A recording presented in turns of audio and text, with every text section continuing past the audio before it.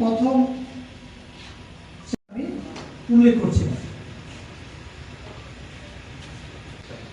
আপনি এক পাশে দাঁড়িয়ে থাকেন। 193-102 মৌখিক পরীক্ষা সম্পন্ন হওয়ার পরে আমাদের এই জেলাতে 12টি পদ রয়েছে এবং এই 38 জন পরীক্ষার্থী ভাইভা পরীক্ষা অপেক্ষমান হিসাবে রাখা হয়েছে। যদি এই 12 জনের পেতে অর্থাৎ যোগদান করতে কোনো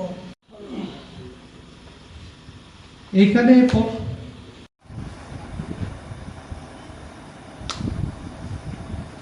হচ্ছে মনোনীত হয়েছে আর 2 জন হচ্ছে আরেকজন হচ্ছে 180। আপনারা কেউই কিন্তু ফেল করেন নাই। পরবর্তী যে আবার নিয়োগ পরীক্ষা হবে এএসআই নিয়োগ, সেইখানে আপনারা আবেদন করবেন যদি আগ্রহ থাকে। আর পাশাপাশি আপনারা যা কাছ থেকে আপনারা নিয়ে যাবেন। তো ঠিক আছে, যারা কৃতকার্য মানে এই নির্বাচিত হয়েছে এখানে কৃতকার্য না বলে দেন নাম, একটা তালিকা নেন। 2 হ্যাঁ 2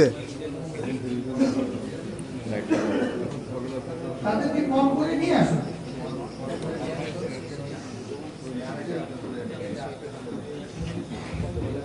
লাউড দাও।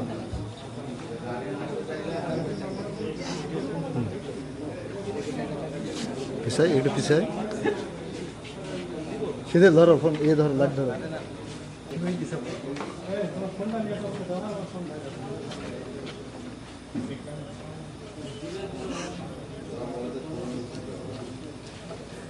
আসতে বলো ভিতরে। আচ্ছা ঠিক আছে।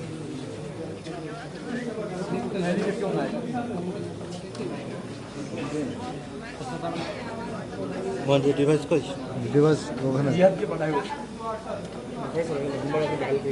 হ্যাঁ জিহাদকে বলবা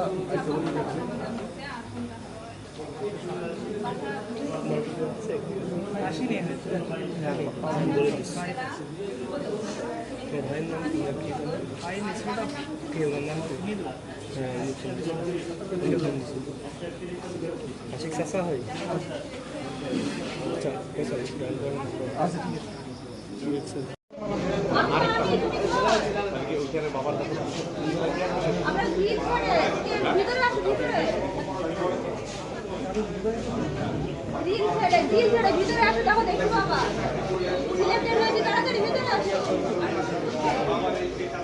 হ্যালো আব্বু, আমি অনেক বলছি। আমি ওই যে এইমাত্র হচ্ছে একটু স্যার আমাকে ফুল দিয়ে গরম করলো, মিষ্টি খাওয়ালো, আমি বাইরে হচ্ছে।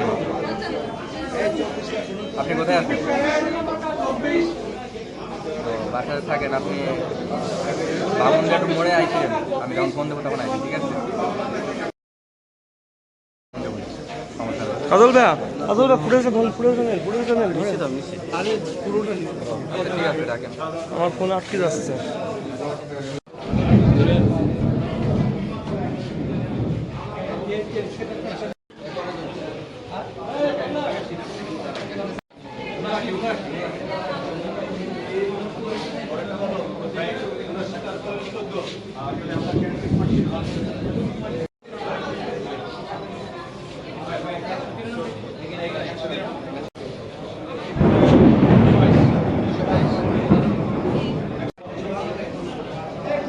হ্যাঁ